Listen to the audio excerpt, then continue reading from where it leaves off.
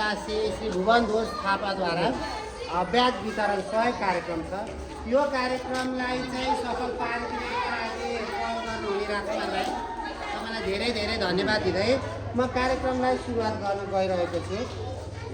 आजको यस कार्यक्रमलाई सुरुवात गर्ने क्रमलाई गराइदिनु भयो र उहाँ मार्फत ब्याग वितरण हुँदैछ र यो ब्याग यस विद्यालयमा अध्ययनरत 50जना भाइ बहिनीहरूलाई वितरण गरिनेछ, जसमध्ये हामीले विशेष गरी 3, 4, 5 कक्षाका भाइ बहिनीहरूलाई दिएको छ। र यस कार्यक्रमको बारेमा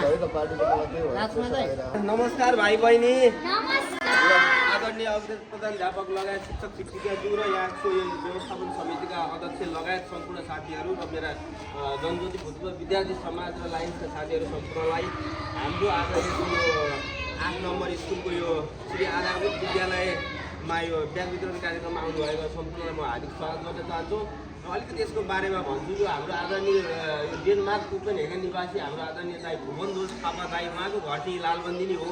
उहाँ जनज्योति स्कुलमै पढ्नु भएको हो अनि जनज्योति स्कुलमा पढेर अहिले उहाँ उहीँको डेनमार्कै नागरिक हुनुहुन्छ, उहाँ वहीँ बस्नुहुन्छ। अनि उहाँसँग मेरो यो चिन्जान भएको चाहिँ मैले यो क्षेत्रहरूमा काहीँ कसैलाई अब असहायहरूलाई व्हिल चेयर पनि बाँडिरहेको छु, कसैलाई स्कुल ब्याग दिएको छु। त्यही सिलसिला निश्चल भाइले मलाई भन्नुभयो यस्तो यस्तो छ दाइ, केही गर्न सकिन्छ भनेर।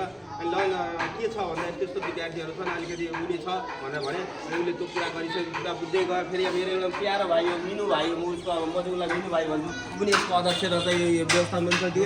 ल भाइ म जसरी नि गर्छु भनेर अहिले चरणमा मैले 50वटा ब्याग भाइ बहिनीहरूलाई लिएर आएको छु। यो ब्याग लिएर गएर किताब त्यसमा हाल्ने पढ्नु चाहिँ पर्छ है।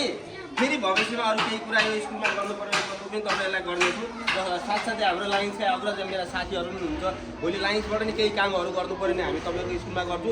योभन्दा अगाडि यो स्कुलमा आएर मैले यहाँ आँखा शिविर गराएको थिएँ। यो विद्यार्थी कक्षा कोठामा गएर कतिलाई चस्मा पनि मैले बाँडेको थिएँ। आजभन्दा 4 वर्ष 3 देखि 4 वर्ष भयो होला यो विद्यालयमा त्यतिखेर पनि आएको थिएँ। र आज यो अब भाइ बहिनीहरूले पढ्नुपर्छ है। कतिजनासँग ब्याग छ कि छैन अहिले यहाँ? पैसा छैन। ल अब जसले पाउनु नपाउने नरिसाउनु होला, फेरि अर्कोचोटि उहाँहरूलाई पनि दिनेछौँ होइन। ल अब तपाईँलाई दिने यो व्यक्ति हुनुहुन्छ यहाँ हेर्नुहोस्, उहाँ भुवन घोष थापा, यही लालबन्दीमा जन्मेर हुर्केर पढ्न बाहिर गएर आज राम्रो पढेर उहाँ बेलायतमा पढाउनुहुन्छ। उहाँ कोपेनहेगन निवासी भयो नि, बेलायतमा पढाउनुहुन्छ। उहाँले आफ्नो खर्चले भाइ बहिनीहरू राम्रोसँग पढ्नुहोस् भनेर उहाँले ब्याग पढाउनु भएको छ। ल तपाईँहरूलाई सम्पूर्ण हामी नाम बोलाउँछु, एक एकजना गरेर ब्याग लिनु होला है त। हस् नमस्कार, मैले यही शब्द राखेर धन्यवाद।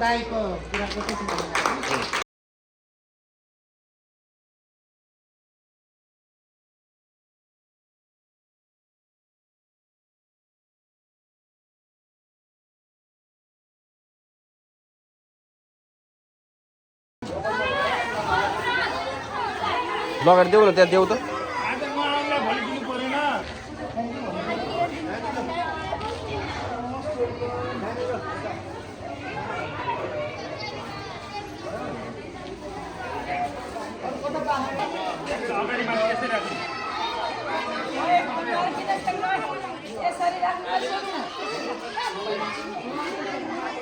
बिहानै अलिक उठाउ बाबु। ल